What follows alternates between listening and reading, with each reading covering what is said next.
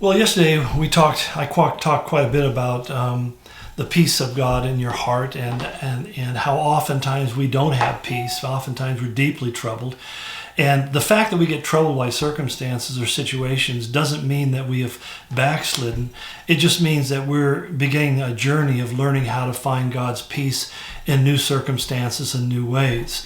And I think that's really important, because some people kind of live in a la-la land reality where they pretend like they have peace when in fact they're just simply choosing not to address deep-seated issues. And I think that honesty is the best policy. God knows the truth about me. And I'd often encourage people, be honest with God about what's going on in your life. If you feel troubled, you're anxious, you're stressed out, you're fearful, you feel overcome, the answer to that isn't pretending like you're not. It's not, going to church with a smile on your face when you're crying inside. What's really important is you begin by humbling yourself in the sight of God and saying, God, I'm tormented on the inside. My heart is broken. I'm wounded. God understands that. In fact, when Paul was writing to the Corinthians, he said you should rejoice with those who are rejoicing, but he said you should weep with those who weep. And I think that's important, that Paul recognized there's some people who are weeping and they have a reason to weep. I guess one of my things that I really kind of struggle a little bit with is when somebody passes away, they lose a husband, a wife, a family member. And many people, they're well-meaning, but they'll say things like, well, this is really a celebration of life, and we need to be thankful they've gone to heaven and be with the Lord. And I don't disagree with that at all. But what I do fear sometimes is we're a little bit insensitive to the fact that the person who has just lost this loved one it's almost like a part of them has been amputated, and this is a deep wound and it takes time to heal, and there is a place for that kind of healing. I often find in talking with people who come to me and have gone through some terrible thing, a divorce or a desertion or something that has devastated their life, and they're trying to say, well, I'm trying to trust the Lord, and I just say, if you had gotten hit by a truck in the parking lot before you came in here, I wouldn't stand over you and say, get up, dust yourself off, and get on with life. I mean, we would recognize that this was an emergency and you needed time to heal and to recover. And I just think we need to recognize that many times our brothers and sisters go through devastating experiences and they need time to heal and recover. And sometimes, even those truthful scriptures that are thrown out by simple cliches or platitudes, well, all God works all things together in the Lord and rejoice in the Lord always. Those are truths. But, sometimes I have to get to a place where I can find the joy once again, that I see the joy, I see the purpose. I think about Joseph when he spent 13 years as a slave and a prisoner in Egypt. And it was, another 20 years later that he could say to his brothers, what you did for me was evil and you meant it for evil, but it was God who meant it for good. And he used my imprisonment to save lives. I get you. I bet there were times, I guarantee you there were times where Joseph was sitting in prison and he was thinking to himself, if I ever get out of here, there's going to be payment that's going to be delivered. I'm just pretty sure that happened because I think he was a man just like the rest of us. And yet God took him through a series of experiences where in the end, like Job, he could see the purpose of God and the great design of God. But it took him a while to get there. And sometimes it takes us a while to get there. But the peace that Paul is talking about here again in verse 2 is what I call soul peace. It's not just external peace, but it's a peace that we have that's deep in our soul. And, I find that most people in this world are running around trying to find external peace. They want the end of war on the planet, which I do too, but the Bible tells us that's not going to be the case. The Bible says, Jesus said there'll be wars and rumors of wars and the rise and fall of kingdoms and empires until the very end. So, as much as we want peace in the world, it's not going to come until Christ comes and sets up his kingdom. If the Prince of Peace is not ruling, there will not be peace on the earth. I mean, we just need to understand that as we look at the world around us and not be thrown off by these kind of conflicts that seem to be endless.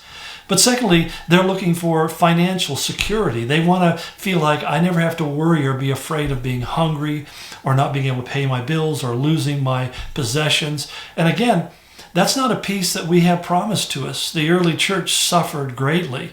We just celebrated a Valentine's Day recently, and most people don't realize that Valentine's Day is named after a saint in the Roman Catholic Church who basically he was sainted because he died for his faith. And why did he die for his faith? Well, an emperor about around 270 A.D., Emperor Claudius II, basically needed soldiers in his army, and he figured married men wouldn't go into the army, and so he outlawed marriage. As crazy as it sounds, it was against the law for churches to do, or anybody to do marriages. Well, Valentine felt like that was a violation of God's will, that marriages should happen, and so he continued to do it in secret. He eventually was found out, and he was crucified by Claudius for doing it. And so rather than being the symbol or the author of this romantic, touchy faith, it's a love of God that's so intense that we do the thing that may even lead to our own demise, that has now become celebrated by, flying baby cherubs shooting arrows at people and saying romantic nothings and exchanging candy and gifts and so forth and so on. To say that people all the time saying, we've lost the idea of Christmas, we've lost the idea of Easter, and yet they're out there celebrating Valentine's. Valentine's Day is more off track than even Christmas or Easter. At least they have Jesus in them. So anyway, sometimes I get a little perturbed by people's sanctimoniousness. But anyway, I don't get bothered by my sanctimonious. Of course, I feel right. But anyway, here's the bottom line, though. When we talk about what people are really looking for, they're looking for soul peace that doesn't depend on external circumstances going the way we want them. And the problem is we end up looking for that peace in the wrong places. In fact, I was reminded as I was of this today. I was thinking about what Jeremiah said in the 2nd chapter of his prophecy, where he's really rebuking Israel, where he said to them, he says, I remember the devotion of your youth, how as a bride you loved me and you followed me through the desert, through a land that was not sown. In other words, nothing was growing in it. Israel, he says, was holy to the Lord, the first fruits of his harvest, and all who devoured her were held guilty, and disaster overtook them. In other words, God is describing Israel as being his bride. He said, basically, I betrothed you to myself, and I loved you and I cared for. And he says, and then he goes on to ask, he says, what fault did you find in me that you strayed so far from me? In other words, he did all this for them, and they turned away from him and went their own way. In the end of the day, when he gets down to saying what was really their sin, he says, I like the way he puts this. He says, my people have committed 2 sins. They've forsaken me. And secondly, he said, and who am I? He says, I am the spring of living water. Now, keep in context, in Israel, the most valuable asset is water. In the Middle East, the most valuable asset is water. It's more precious than gold. So controlling water in those countries is absolutely vital to life itself. There is no life without water, okay? So he says, I am the fount of living waters. Living waters mean water that percolates up from the surface. It's cool, it's clean, it's these artesian flows, that it's not corrupted by any impurities. He says, I am the perfect life giver. I'm not some standing pool of water with moss growing on the top of it. I am the fount of living water. But he says, but not only did you walk away from this fresh, cool, life-giving water, but he says you've dug your own cisterns. Now, a cistern is a catchment. Basically, they usually chisel it out of stone, channel water into it, and the water would rest there. So when the dry season came and the springs weren't percolating, they could still have water to live. But the water would become impure. It carried a lot of bacteria and disease and was a result of many disabilities and shortened lifestyles. He says, what you've done, instead of enjoying water that frees flowly because of my grace, you've gone out and you've labored and toiled to build your own cisterns, trying to establish your own security blanket, your own place of safety. And he says, but you didn't realize that the cistern was broken. In other words, there was a fissure in the bottom of the cistern, so even though the water flowed into it, it just ran out the bottom. And when you went to get water from it, it was empty. And he's essentially saying that this is what happens when people take their eyes off the Lord as a source of life and they begin to try to find it in something else.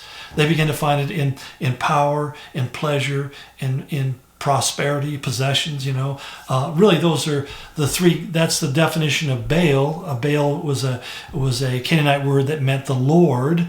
And basically you see people today saying, yeah, I follow the Lord. And yet when you follow the breadcrumbs of their life, you find that what they're really about is power, pleasure, and possessions. I mean, that's all about gaining and getting more stuff. That was the basis of worshiping Baal, the fertility god. They bowed down to Baal, even sacrificed their children to him, because they thought in doing it, they become wealthy, healthier, and more powerful. And God said, no, you're going to be destroyed. So I think that one of the things we have to look back in is that God has given us everything we need for life. And my external circumstances, when they're blessed, I rejoice and give thanks. And when they go through difficult times, Paul said he had learned how to be content in all circumstances. And most of us think that when things are going well, there's a sign of God's blessing, but when things go poorly, then God is not on my side. The truth of the matter is God says, I'm the same yesterday, today, and forever. It's only how you understand me and my relationship with you that changes. If you understand that I'm with you in everything, even unto death, especially in death, then you'll have a peace in your heart that can't easily be shaken. There may be tears in your eyes, but there'll be peace in your heart. And I just hope you guys can really understand what I'm trying to say. So anyway, we'll wrap this week up tomorrow. God bless you. Go in his grace.